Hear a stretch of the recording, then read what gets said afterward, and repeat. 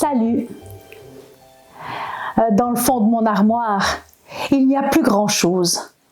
Aujourd'hui, j'y ai trouvé une vieille canne en bois. Si mes souvenirs sont bons, c'était la canne de l'arrière-grand-père de mes enfants. Et puis, il y avait aussi à côté un chapeau, un vieux chapeau de feutre brun, et il y avait une cordelette sur la tête. Un chapeau qui date du Moyen-Âge, qui sait? Mais ces deux objets ensemble, ça m'a fait penser à un berger. Ces bergers, comme il y a plus de 2000 ans en Galilée. Eh bien là, ils étaient deux. Jean, le vieux berger expérimenté, et Daniel, qui a tout juste 9 ans. Eh bien, ils gardent un troupeau de moutons ensemble. Ce jour-là, le maître des moutons avait ordonné que Jean et Daniel emmènent les moutons à la montagne. Parce que les moutons avaient besoin de soleil, ça faisait plusieurs semaines qu'il n'y avait que du brouillard en plaine. Alors Jean et Daniel se réjouissaient d'aller eux aussi au soleil. Jean a dit à Daniel, « Eh bien toi, pour la montée, tu t'occuperas de notre plus jeune agneau, celui qui est tout blanc comme neige. » Daniel était heureux, il avait une grande responsabilité. Alors il s'occupait bien de ce petit agneau, il l'appelait, il allait le rechercher, il passait beaucoup de temps avec lui. Après 6 jours à la montagne, il n'y avait plus assez d'herbe pour les moutons. Jean a dit à Daniel, il nous faut redescendre. Daniel a dit, est-ce que je peux t'aider à réunir les moutons? Non, non, non, toi tu t'occupes de ton petit agneau blanc. Et en attendant que le troupeau soit réuni, Daniel a décidé de faire une petite sieste. Il s'est assis sous le figuier et son agneau blanc s'est blotti tout contre lui. Dès que Daniel s'est assoupi, il a commencé à sentir un parfum si doux et si agréable, un parfum de rose, de lys, un parfum de fleurs d'amandier. Il a voulu ouvrir les yeux, mais ses paupières lui paraissaient si lourdes, il n'a pas réussi à les ouvrir. Et quand le parfum s'est estompé, il a ouvert les yeux. Il y avait là devant lui Jean. Jean qui lui a demandé « Il est où ton agneau ?» Daniel a regardé à côté de lui, derrière lui, il a appelé. Daniel a dû l'admettre. Son agneau avait disparu. Jean lui a dit « On n'a pas le temps de le chercher, maintenant il nous faut descendre en plaine. » À contre-cœur, Daniel a suivi Jean. Et quand ils sont arrivés en plaine, le maître était fâché. « C'est ça de rêvasser au lieu de s'occuper de ses animaux. Eh bien, tu vas partir tout de suite chercher à la recherche de ton petit mouton. » Daniel n'aimait pas trop la nuit tout seul. Jean a remarqué. Alors Jean est vite allé dans sa chambre chercher une lanterne. Il avait une lanterne qu'un voyageur lui avait donnée. Et le voyageur avait dit « Cette lanterne, elle guidera toutes les personnes en détresse. » Alors Jean l'a donnée à Daniel. C'est que c'était une lanterne très spéciale, elle avait 4 bougies à l'intérieur. Jean a dit à Daniel « Prends-en bien soin et courage. » Daniel est parti de nuit. Il a cherché l'agneau blanc toute la nuit. Il l'a appelé, mais sans succès. Au petit matin, il cherchait encore, il appelait, quand une grande voix grosse, bien autoritaire, lui a dit « Tu cherches un agneau ?» Daniel a dit « Oui, je cherche mon petit agneau blanc. » « Je l'ai vu, il allait en direction de l'oliveraie. » Alors Daniel était contente, son agneau était encore vivant.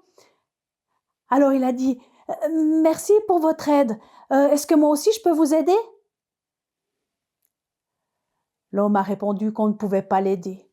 Tout le monde le traitait de voleur. C'était comme ça. Il resterait voleur. Alors Daniel a pris une bougie dans sa lanterne. Il l'a tendue à l'homme. Il lui a dit « C'est pour vous remercier de m'avoir aidé. » L'homme a presque eu une larme à l'œil. Il a dit à Daniel « C'est la première fois que quelqu'un m'offre un cadeau. » Daniel a continué son chemin et vers la fin de la journée, il est passé devant une grotte et il a entendu un grognement. Et très vite, il y avait un loup qui lui tirait sur son manteau. Alors il a voulu s'en débarrasser et il a vu que le loup avait lui-même lâché le manteau. Et à ce moment-là, Daniel a remarqué, la patte du loup était couverte de sang. Alors Daniel a pris le foulard qu'il avait autour du cou, il a nettoyé la plaie et il a mis son foulard autour de la patte du loup. Daniel a voulu partir et le loup lui a couru après et lui a de nouveau tiré sur le manteau. Daniel a regardé le loup et il a compris. Il lui a dit « Je ne peux pas rester avec toi dans ta grotte. Je dois aller chercher mon mouton, mon petit agneau. » Alors Daniel a pris une bougie dans sa lanterne et il l'a posée à côté du loup dans la grotte. « Tiens, ça te tiendra compagnie. » Et il est parti. Il a encore marché toute la nuit. Et le lendemain matin, il est arrivé à l'entrée d'une ville. Et à la porte de la ville, il y avait un mendiant. « Un petit quelque chose, pitié pour moi, un petit quelque chose, s'il vous plaît, un petit quelque chose. » Et Daniel, en passant devant lui a dit « Moi, j'ai rien à te donner, j'ai rien non plus. S'il te plaît, un petit quelque chose. » Alors Daniel a pris sa lanterne, il a pris une bougie qu'il y avait à l'intérieur, il l'a donnée au mendiant en lui disant « Tiens, elle te réchauffera. Moi, il m'en reste une et ça me suffit largement. » Alors le mendiant l'a remercié en lui faisant un grand sourire. Daniel a continué son chemin, mais il était tellement fatigué qu'il s'est arrêté au bord de la route. C'était la fin de la journée. Il s'est appuyé contre un arbre, il a fermé les yeux. Et là, il a senti ce parfum si doux, si agréable, ce parfum de roses, de lys, de fleurs d'amandier.